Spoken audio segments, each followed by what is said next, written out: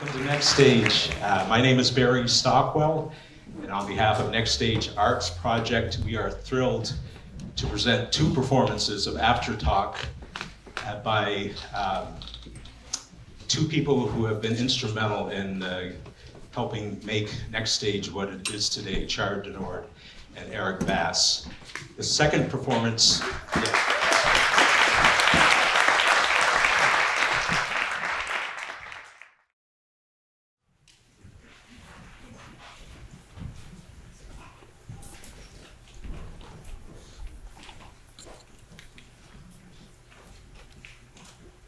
You want me to keep those?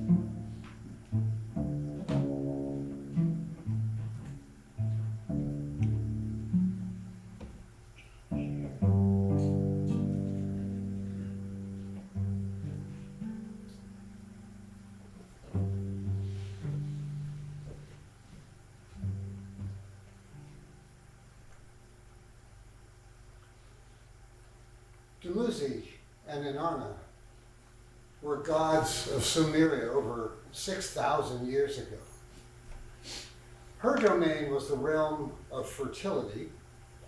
He, the immortal shepherd and god of nut trees. Theirs was one of the first great love stories. They move with ease between life and death, but they do not live forever.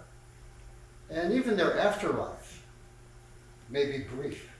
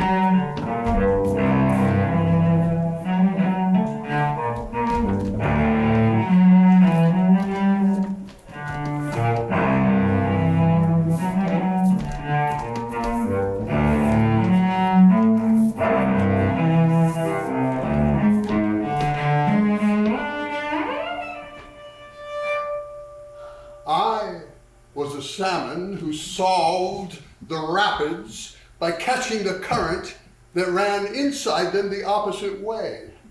I was a swallow who mastered the air by cutting its hem with a razor in my tail.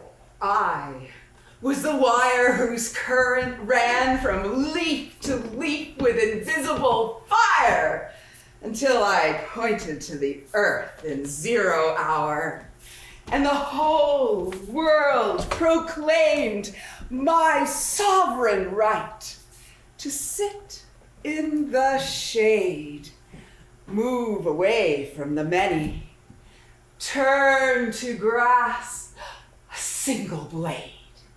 Oh. Every day, the fever returned and drenched me in sweat. I dressed from head to foot in a thin, wet suit I couldn't take off. No pill or bath broke its grip. I waited for the cure of a single kiss. I went to the shore to stare at grief, its one blank eye that didn't shut. To sit in the dark as if it were light. I swung my axe like a man possessed. I was a master of earth, cutting a path between one meadow and the next, burning the piles until nothing was left. Each day 2 or 3 careered against the glass, then dropped, concussed or dead to the ground. Who, I wondered, will grieve for me as a casualty of something I didn't see?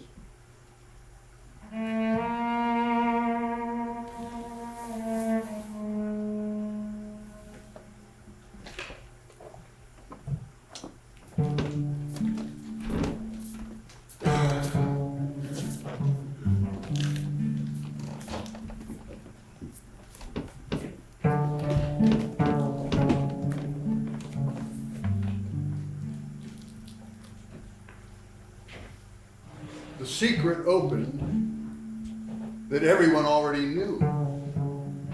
My tongue conspired against my need to tell it, how heavy my pencil grew when I tried to lift it, how eloquent I was in the silence when others spoke, a cricket here, a locust there.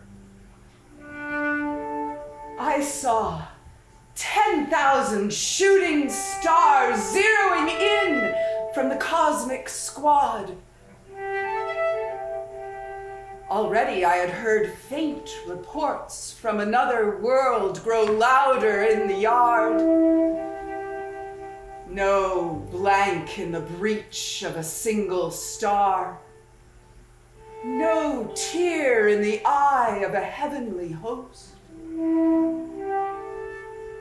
I was going to stack wood one day, move the pile from the yard to the shed, log by log until the cord took shape. But I needed to keep them in the yard for a while to see each log in another world where thought takes shape in forms that don't exist on earth.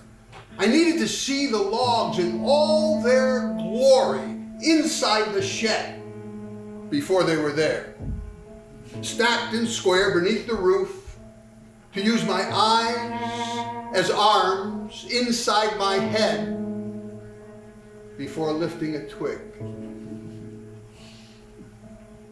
Was it the phone? Or the dove's wings?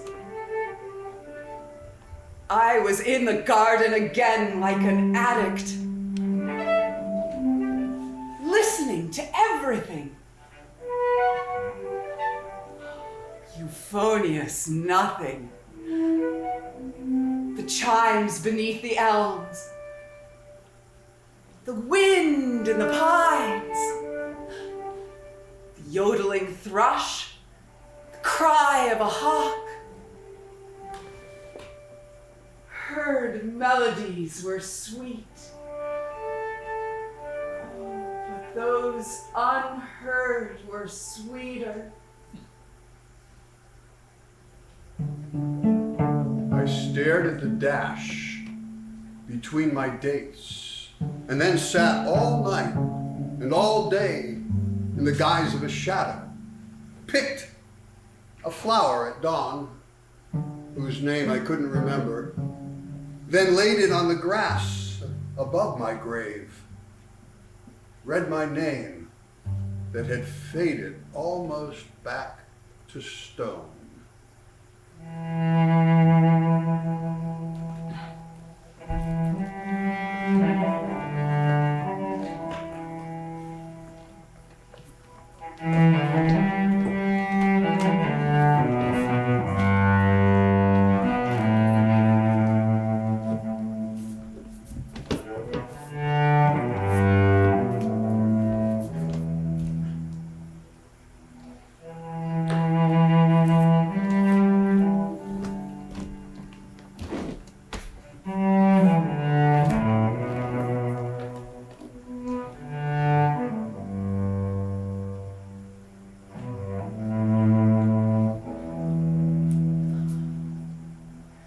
The sun followed me around the room, beating out of me. I moved from chair to couch, from couch to chair. Remember, each ray was a razor on my skin. There's something still you haven't told me, it said each night, in the way that only light can speak. Some shadow that flies inside you like a crow. Some secret you keep to yourself. The deer bent to drink from the stream. I felt the water on their tongues. I felt the steep, soft bank on their ankles and hooves. I felt the breeze in the hair on their backs. I felt your lips on the side of my neck. You shook me clear of myself. Thank you. How refreshing to see myself in a surface that doesn't reflect. I wrote nothing and everything down on the sand and the shore. Found solace between the furnace blasts. Cooked the beets you dug for dinner. We walked in the dark on the beach, igniting sparks of phosphorescence, believing in gods and planes of existence burning in the surf and then the swells.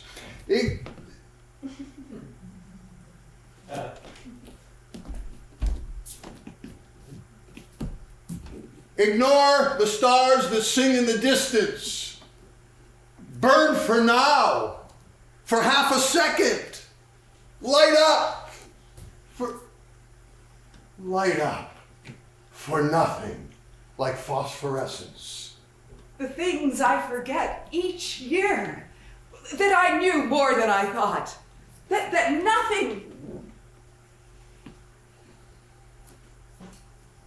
nothing is full of flowers that need a universe for blooming, that universe is in my mind, that it is a literal place, a paradise of endings.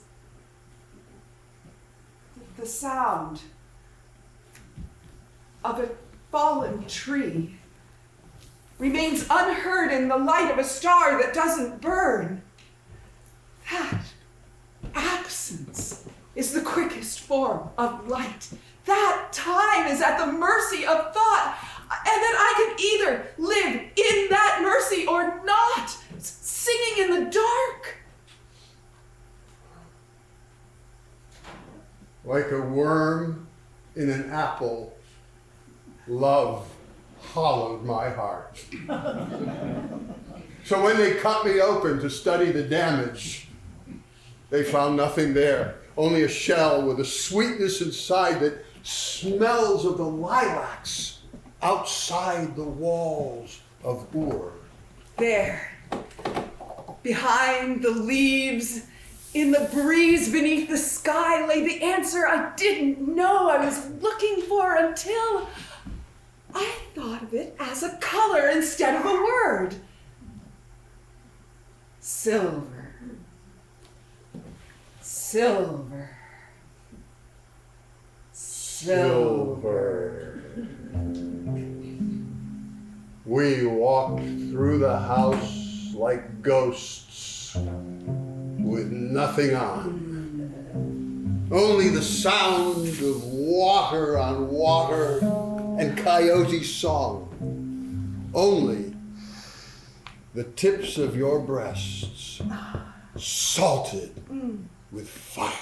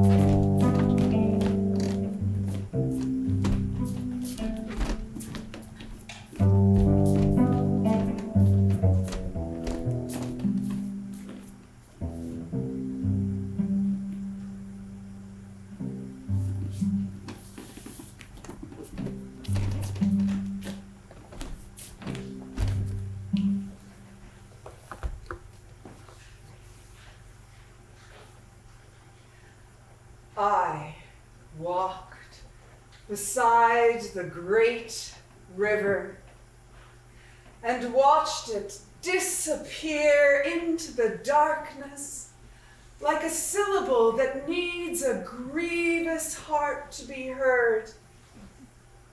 I stopped to listen and heard it say your name as it slid in silence past the fields where herds of bison grazed. I tapped the sorrow inside the day, boiled it down to almost nothing, and then ran it off into a barrel marked fancy grade. Found the crack inside the core, swung my maul across the sky. Blue, blue, I whispered to myself, which was what I also heard in the hinge that closed the day. I had an ear that heard a song in the distance, although there was no voice, nor were there words. A single wave erased the marks I made in the beach, so that all I scribbled turned blank on the smooth beige page of the beach, as if I had not written a word and needed only to remember it, which I can't. Wasn't it enough to say something once and then forget it? Wonder later whether I ever said or wrote it. Refuse all credit for anything a cloud transmitted. Let go, said a chickadee on its dogwood branch. Empty your head to hear the news, and then speak with a tongue that moves like a fish in the deepest waters. The ground waited for me with infinite patience. It was the nature of dirt.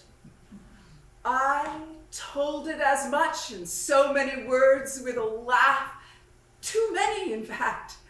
How comfortable I'd be so deep in its grasp. How enlightened I'd be at last. How do you know, it said? from digging you for so many years, I answered. What else do you know? It asked as if surprised. That I wouldn't feel the slightest urge to roll around or kick my feet. That I'd submit to you without complaint or wish. Lie my body on your large white slab and breathe my last. Turn my body over to your little team and turn my pillow to stone. How long was each eternal day? When the rooster sang for just an hour at dawn, beseeching the sun as it rose above the mountain like a cosmic coin that was flipped in the dark by Anu's invisible thumb. Although it called itself the same in the blue as the day before, but with a different name. Although it put down its drums in the dark to sing the song of night in a quiet voice that went out to the ends of the earth, I sang along with a bird I hadn't yet named, without knowing the words to salve the grief I felt the day you died.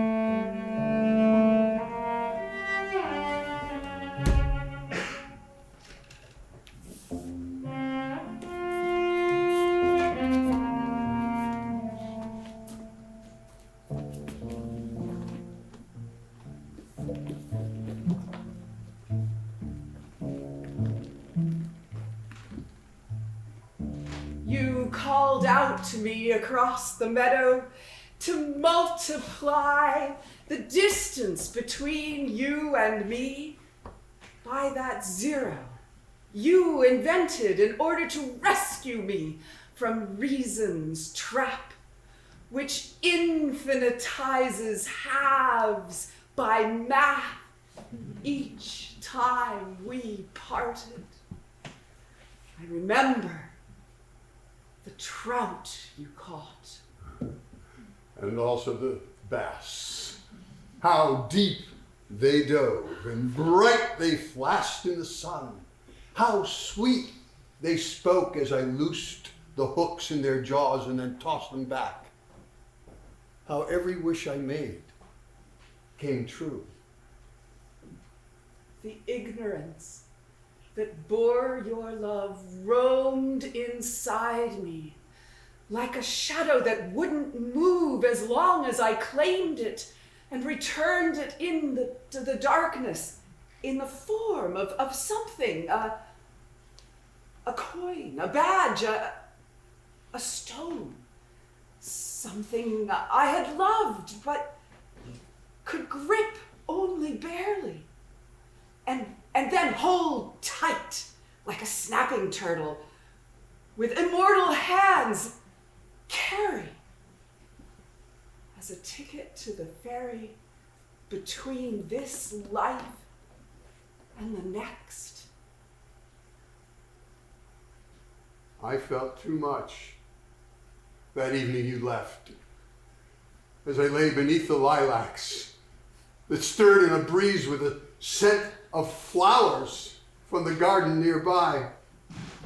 I lay in my hammock until dark, listening to the drummer in the sky, keeping the beat to the past on an animal skin that was stretched so tight across my heart.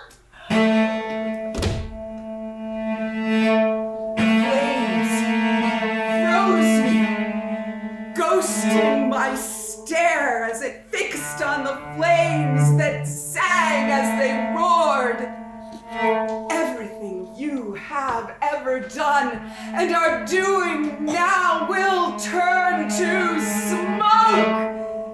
It spoke in syllables that turned to ash as it burned. The alder, sumac, and oak, then me catching the tinder of my stare and spreading to my bones where it flared. So when I walked, I scorched the earth. And when I sang, the sky accompanied me with its harp.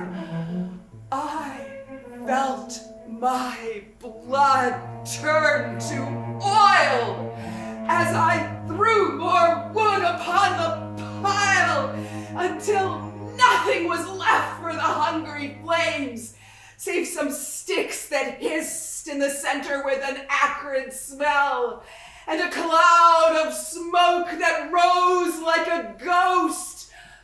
No, like a shadow. No. Grief. I swam with you in a river that was both rushing and still, remember? How can that be, you asked. Don't ask, I said. In the calm after our lovemaking, you said, even the hardest thing is soft. Even the hardest thing is soft. Our bodies flowed into each other, and then together, although separate and very different, there was a sea toward which we were always headed, in which we float without treading. I believed the moment we were in was larger than I thought, that everything I could imagine became a new life inside the one I was already living, that called to me to give it form different from my own, although that seemed strange at first, if you can imagine. Your mind can lift like a crane, in fact, and then fly in a way that seems impossible, then not. You crawled into bed with me and then kneeled above my chest like a cicada on a limb where only its shell continues to cling after it's gone. You clung to me like Isis to Osiris and whispered in the dark, I'll ride you into the vast, which appears as grass from a distance, and then fire up close with oblivion's shadow at their hearts. You called me your manimal when I entered the sea on a coal black horse that turned into me and galloped away without you. I fell so slowly, like snow under your spell, until I fell asleep, awake, and only wished to slip between the sheets and dream a little longer than I thought, as my limbs went numb, and then my mind and all I was white on white, and I was still at last put out.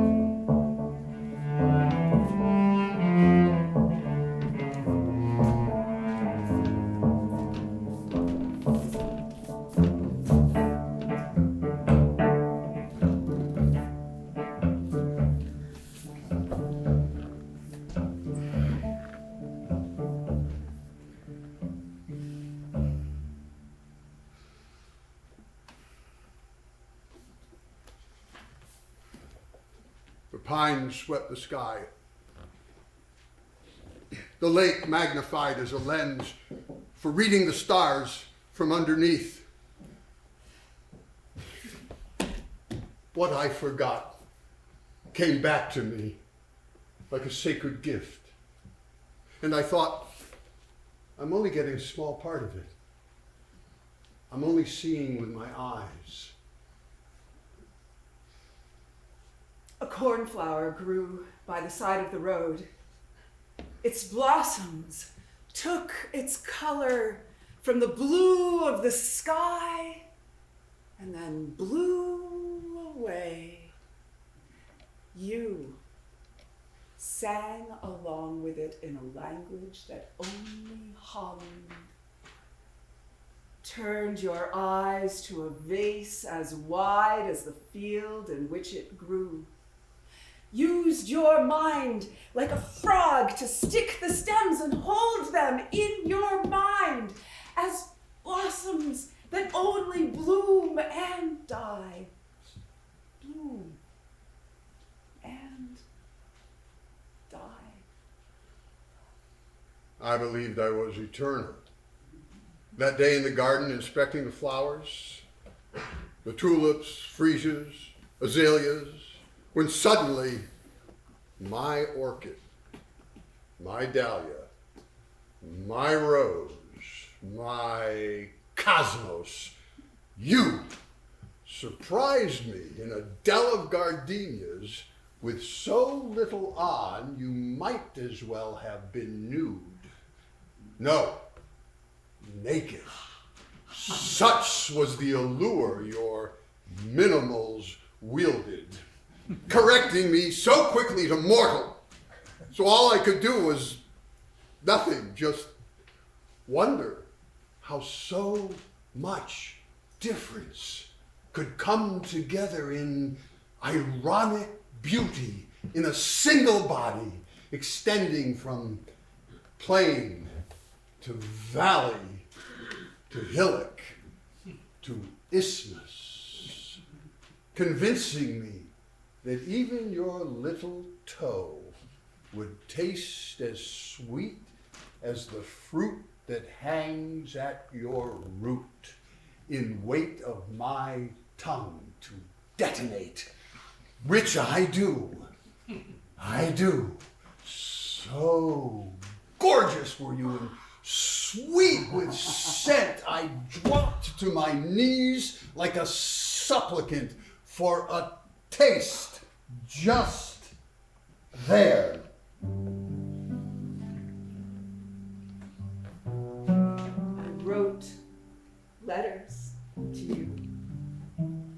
It salted the sea on the shore's white page, where everything I wrote disappeared twice a day.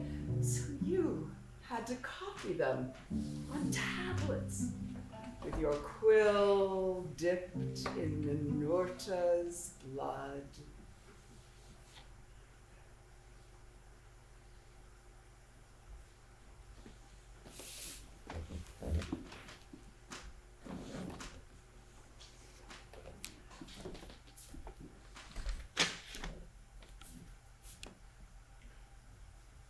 Were we supposed to forget everyone we loved as if they had never lived, and then expect the same for ourselves until all that remained were the smooth, dark faces of the stones on which our names were written?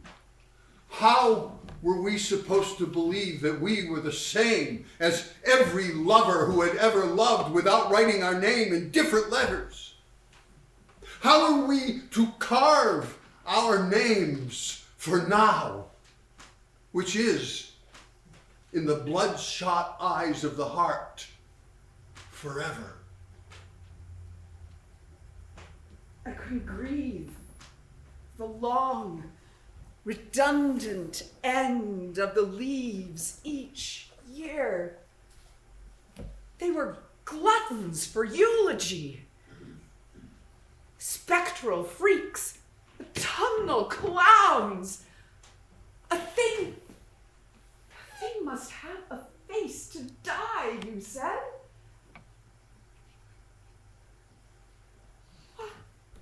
Something that revives in a thaw or marries dirt. Something that comes from nothing and blooms unique. Not something you need a reminder of something else to remember. Something that blows in the wind and falls to the ground without a name. Until you call it one. I heard you call to me to kiss you on the mouth, and then your breasts, and then your groin, smell your breath, and listen to your heart. I grew so literal after you died. I let the flowers grow again, called each one by its Latin name.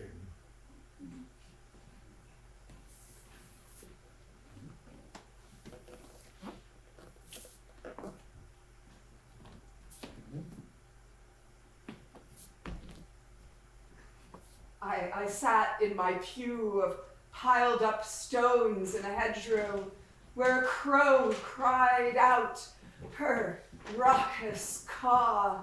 Listen! Listen! So I did, until her raw, chaotic voice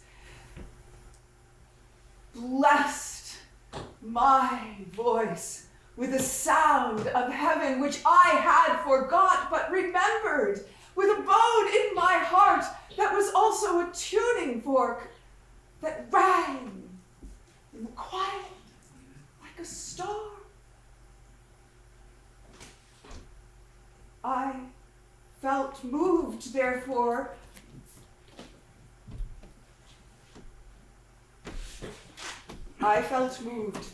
to cry back to the caw, to caw back to the crow on her mercy seat of a long dead limb that scratched the sky and made it bleed, a sudden shower from sullen clouds that floated in the sky like notes to the oldest song the silence sings.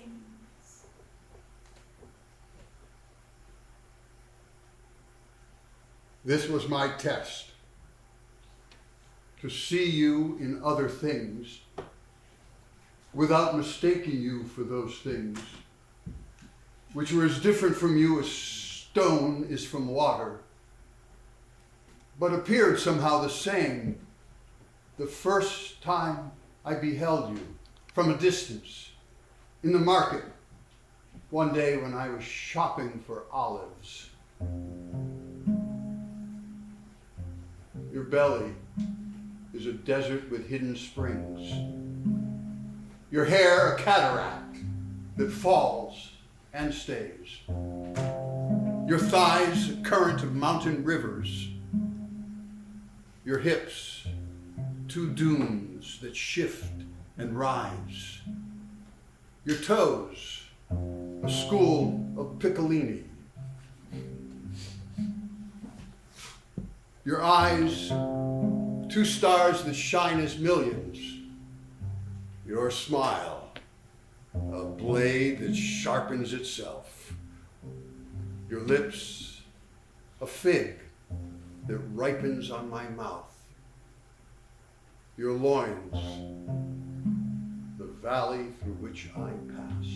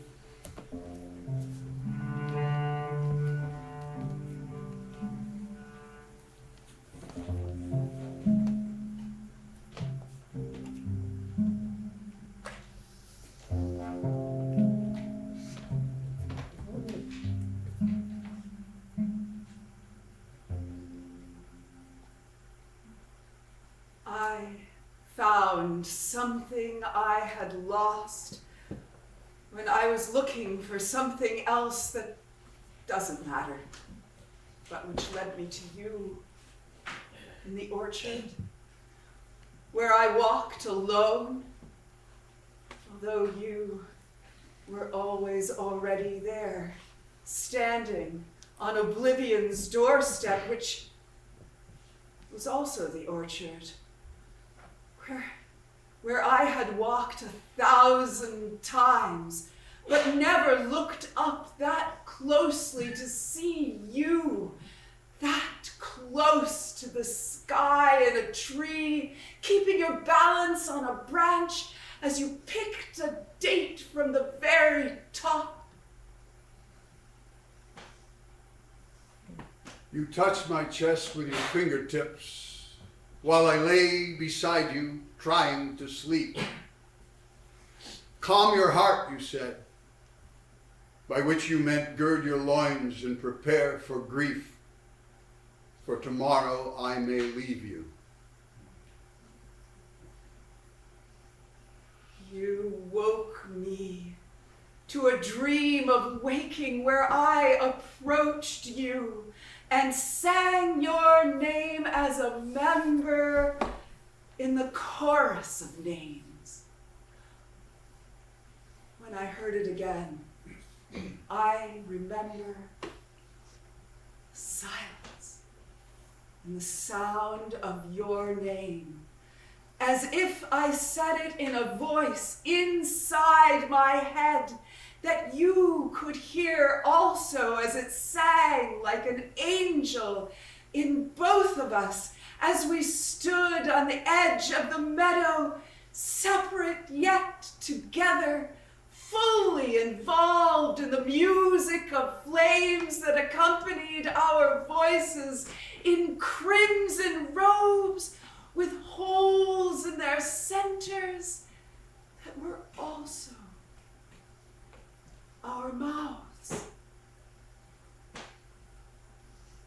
Did you hear? That fast. Kaput. Done. In how many seconds? One was already forever. Whoosh, soft, hum. It was the wind's elegy. No, just the wind. Your face looks like stone now compared to then. So tell me, where is the fire that burns the fire? I have a sack full of flames for throwing into the fire.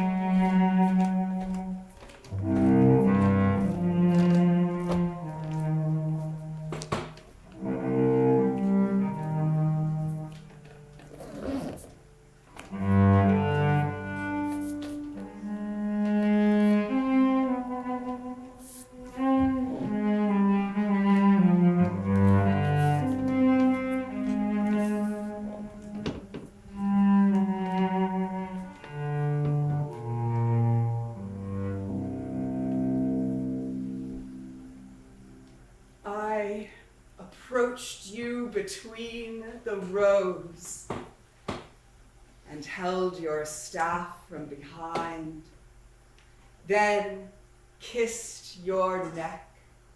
Remember, the earth is infinite, I said. How much is enough? Until it is, you said. A toad hopped at our feet. I thought it was a rock. The clouds passed by on pages of sky I couldn't read until I could as the wind turned them. The ground is insatiable, I said. A hermit thrush sounded its notes for the password of dusk. Hush, you said. This earth rose up within us like sap, with the force of gravity reversed. Grief was a river with a foreign name that flooded our hearts, pulling us in with a musical force we couldn't resist. For the song it played inside the silence of the things we left, which meant everything to us at the time, but nothing to anyone else. My sword, my tunic, my axe, my flute, My mirror, my loom, my pearls. transformers each in the music country of our hearts, which was why we could imagine earth as heaven, and heaven as earth as we gazed at our faces on the river's surface, there and not there on the river's current, still and moving, separate and together on memory's mirror, staring up at us forever, it seemed. Although we knew we were floating toward the sea where we would join the others. Although we swore at the God of time that had led us into the river and squeezed our chests and held our heads under the water until we could hold our breath no longer.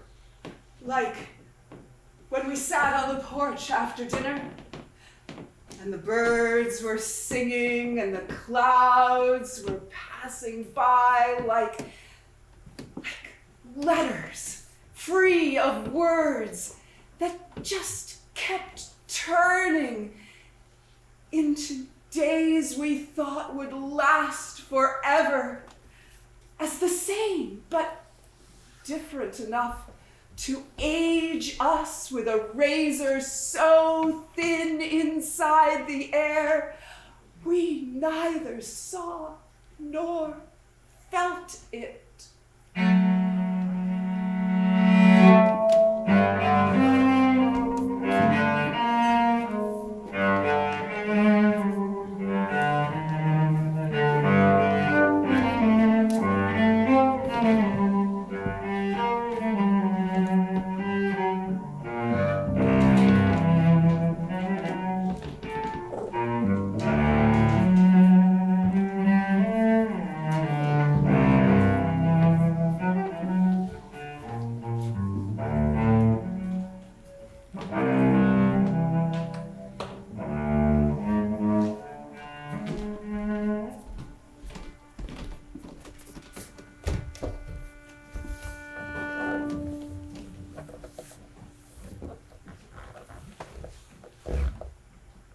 Any news, my love, of the lambs who escaped last night? Yes, they gambled down to see me after you left to hay the meadow.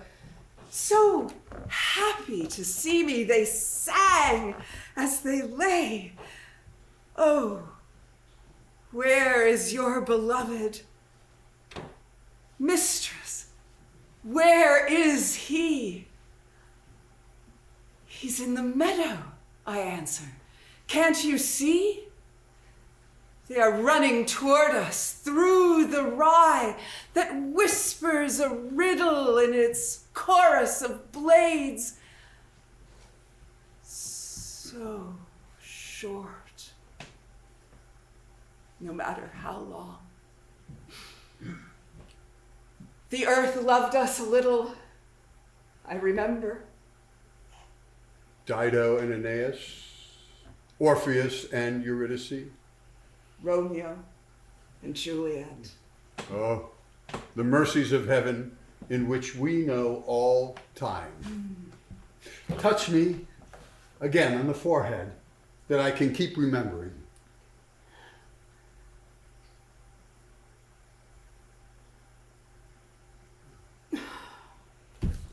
I smell lilacs inside your skin, roses in your breath, the sea between your legs, pears in your breasts, fire in your head. You are all the animals plus one, my love. You've made a myth. Very good. Let's go back to the start for fun. Call me one and then another. Eland, Catamount, Falcon. How many do you remember? Oh, more and more, the more I remember. Touch me again, on the lips this time. Touch me again.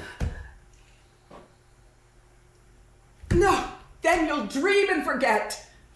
But I remember when I dream. Like what? Like the time when time did not exist and you were the gorgeous spy who slept with me on the step and then shaved my body from head to foot and anointed it, sweetened it with frankincense and myrrh, which frightened all the animals away from me for good. And then? And then I woke up, and there you were, like a book in the evening, both beautiful and true. Read it to me.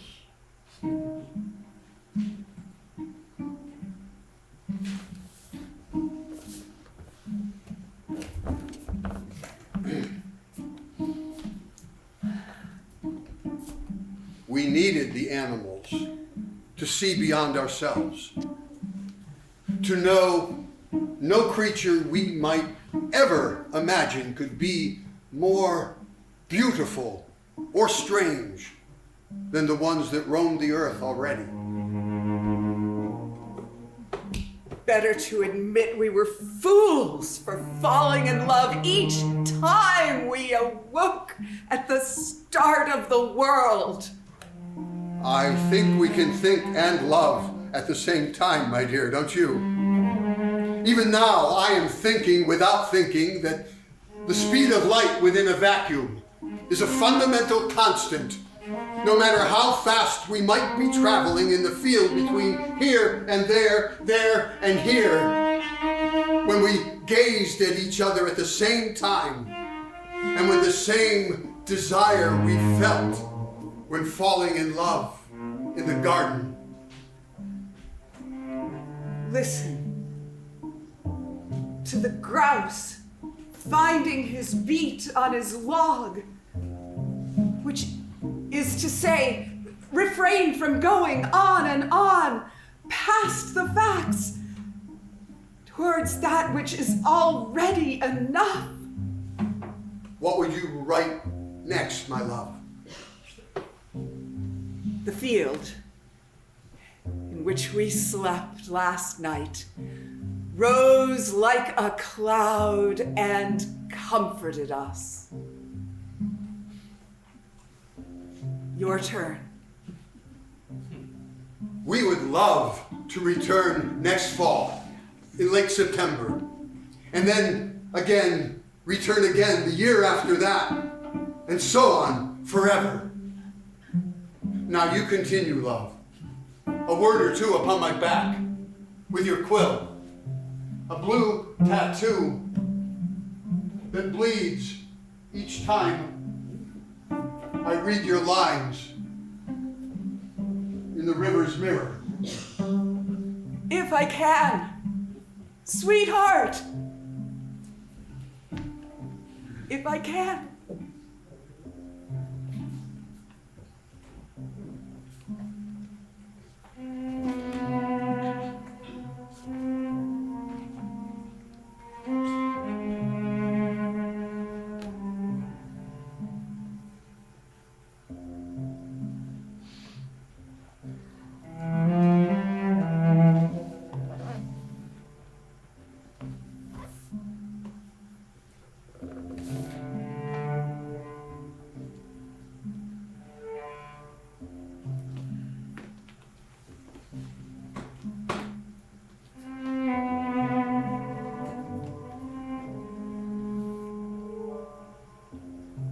Ashes on which we stand are the remnants of the ground and the grass on which we once